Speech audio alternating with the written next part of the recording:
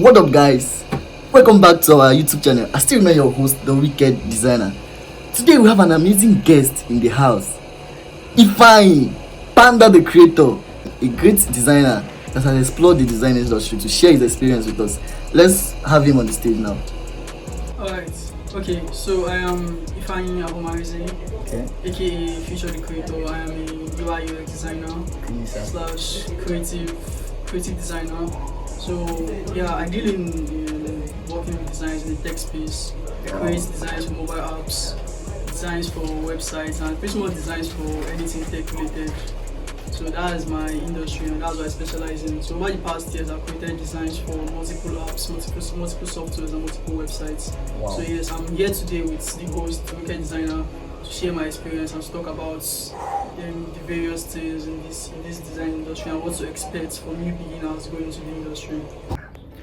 So actually, I'll be asking you some questions. So we have the upcoming designers, the intermediate and the advanced. So as an advanced designer that have seen things in the design industry, I'd like you to educate us, tell us what to expect, your goals, your challenges, your experience. So the first question I will be asking is, can you really tell us about your design journey and how you got started in the design field?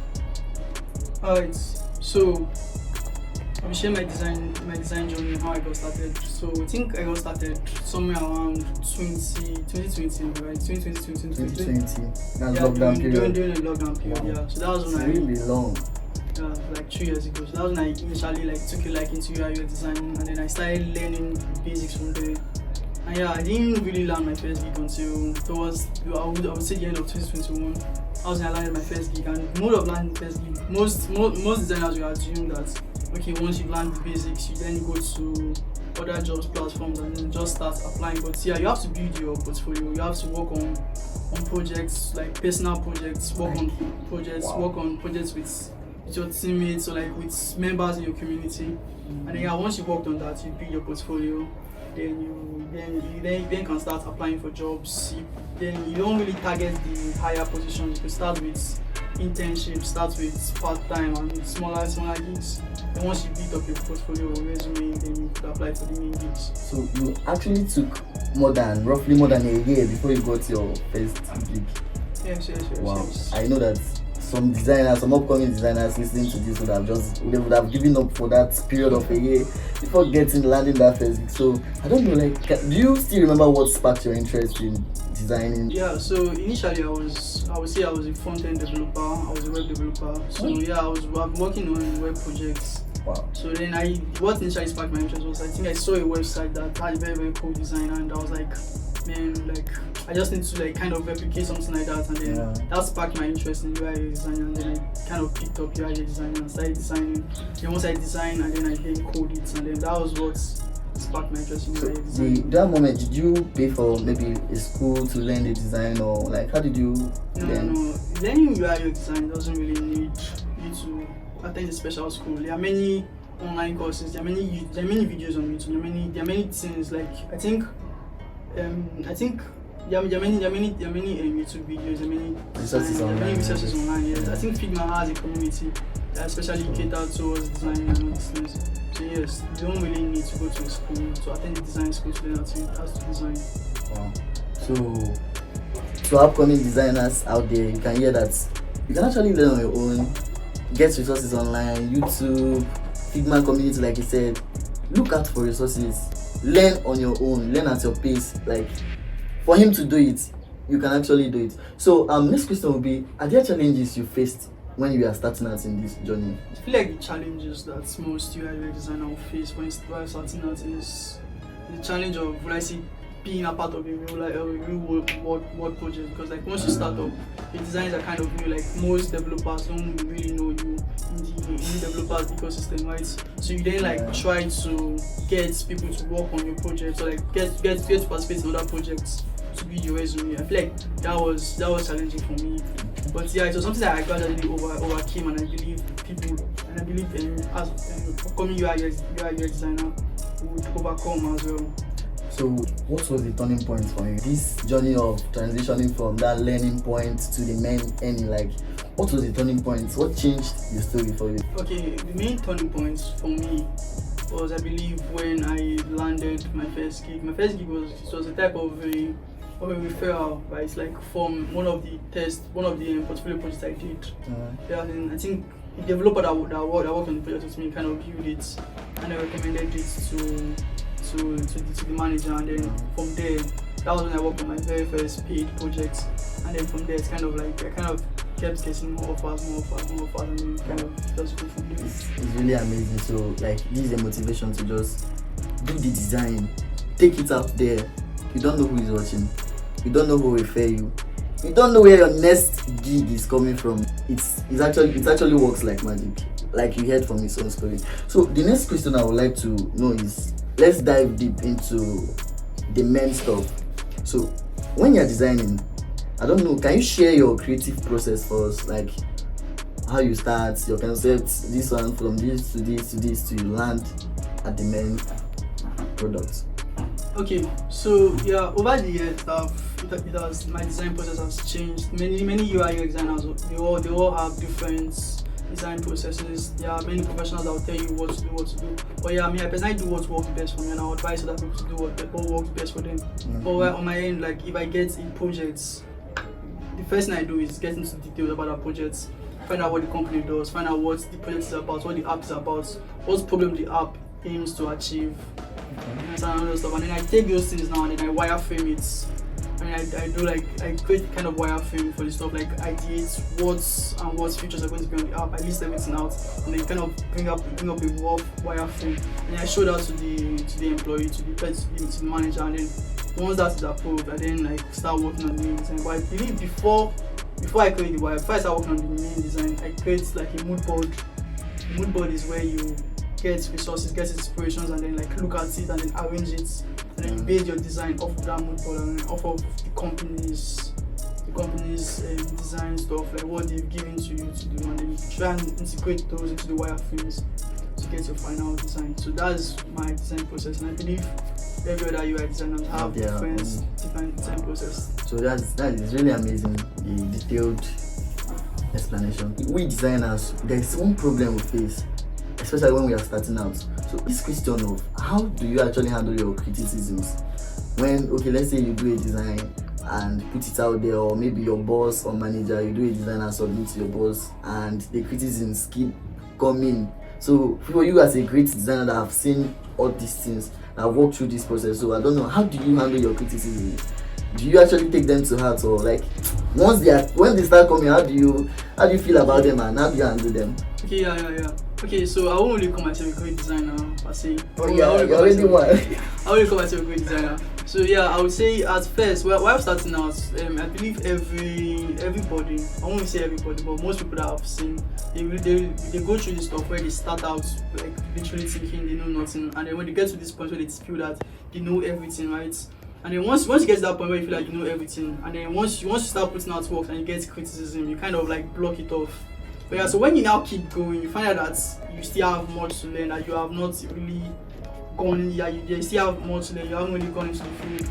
And that was when you now start accepting criticism. You put out the design. Once you've acknowledged the fact that you don't know anything, that your designs are still far from perfect, right? Yeah. Once you put out the design and someone gives you criticism, we call it user feedback. When we use user feedback, if the manager sees this and be like, okay, we don't need this stuff needs to be changed, then it's your duty to change it. It's like the app needs to appeal to the targeted user, to the end user, right? So we are submitting that stuff to the user, and the user tells you that this stuff it's not serving its purpose, or its function there is meaningless. Then your job to take that criticism and then apply it. So yeah. So I know this particular question, like it comes tricky, especially when we are starting out, because I can remember when I was starting out, I would design a flyer and send out. They would be like, no, I don't like this is bad. I just go, that creative block just come to my head, and at that point, if I just pick up my system, I don't know what's next to do, because you just keep getting that negative vibe. My design, they are not accepting it. But with time, you see yourself achieving great design and product. So next question I'll ask you, I know that during your journey, before you got to this place you are, now you started small to this great side. So I know, is there any projects you created that didn't work, like that didn't sell through? Okay, yeah. So I recently had an experience like that where I created the management gave me a design and then I worked on the design. And yeah, once the design was done, and then I kind of like shipped it out to them. I was like, okay, yeah, here's the final product. And then they were like, they've shifted their initial stuff. Like that was not what they initially had in mind. And they've kind of like changed it and then they pushed it back to me to update the design and update the design stress, and then that kind of stuff. And then I kept on iterating, like adding more, redesigning to an extent that I just grew tired of it. I couldn't really like go forward with starting out to like pass it on to another designer. So yeah, I feel like that was a recent experience. It was an amazing experience. So how do you balance work life and your own personal life? So as a tech bro, every tech bro has this kind of like remote work where you work from home. So it's when you're working from home, it's pretty hard to separate your work life from your personal life, because your personal life, you're at home with your laptop, is technically your work life. Yeah, so I have this system where during weekdays I work, and then during weekends I like kind of leave out work, except like the most important one, like a really important update. So yeah, so every tech bro, it's difficult to separate your work life from your personal life, but I just try to have weekends for myself, for my personal projects, for myself. Yeah. So I see a quite number of designers. They just be like, okay, yeah, this guy is a UIUX designer, a graphic designer. This guy is working on 3D projects. This guy doesn't have time for fun. Like, do you make out time for fun and other activities? Maybe go to church, hang out with friends, all those social activities. Yeah. Of course. You have to make out time for your friends and for families and for other activities too, like churches and going out with friends, with family members. And you just have to make time. I feel like your work doesn't need to conflict with this. These are your personal stuff. You have to take this seriously. You've actually heard this from the horse's mouth himself. Like, this is a guy that has explored the design industry, starting from basic to a particular stage. You can see, if you look at him, you see that this is a real definition of a tech bro. Like this thing I'm saying, like, can you just give us the cost estimate? So, I'm not going to say the cost. You're not going to say the cost for security reasons. Oh God, I'll never be poor in my life.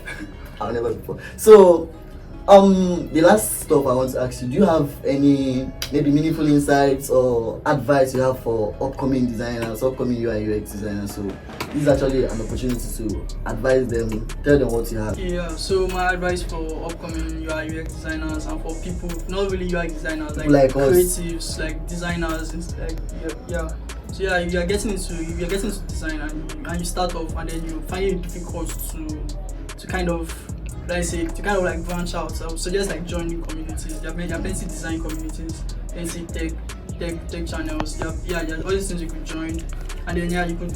And you're having like let's say you're having issues finding resources, finding design guide. Of course, all these tech communities they have all these things as well. And you could also go to Dribble, Unsplash, and all this. There are many channels and there are many websites there are tons of them that has all these resources for people learning for people learning UI design. So yes. Okay, so you've actually gotten the advice. Now, maybe share your social media handle, so those that want to follow you, they can follow you, and if they have job for you, like if you have gig for you, bring it on. Like this is a great. I'm recommending this is a great designer. So the social media handles for those that. Okay, so I think at the moment I only have Instagram. I only use Instagram. So my Instagram account is future_the_creator. Future the creator. Future the creator on Instagram. Like these tech bros, they don't have time for social hangouts. They're just doing Instagram. So go on Instagram, search Future the creator, right? So Future the creator and follow him up. If you have a message for him, if you want him to work on your project, you can always contact him. So now this we are done with the education part of this show. So next we have is the game part. So we want to know how good you are with your laptop. We kind of blindfold you, and you if I say some keys, you touch them on the computer. So is that possible? I haven't gotten keyboard section. No. As a designer, you move most of your mouse. Like, just your mouse is your main. Okay, so we have a policy in this program. anyone that comes to this show will have a token of appreciation to the person. So when we present this token to you, whatever it is, if it's clothes, you have to wear it in the show. If it's food, you have to eat it here. If it's whatever it is, you have to take it at this point. So these are a little token of appreciation. Like what this stuff? What do you think is inside? I look at it, kind of like I've seen wine. You see wine? It's wine. Are you sure? It has to be wine. You guys be wine. Open it, let's see.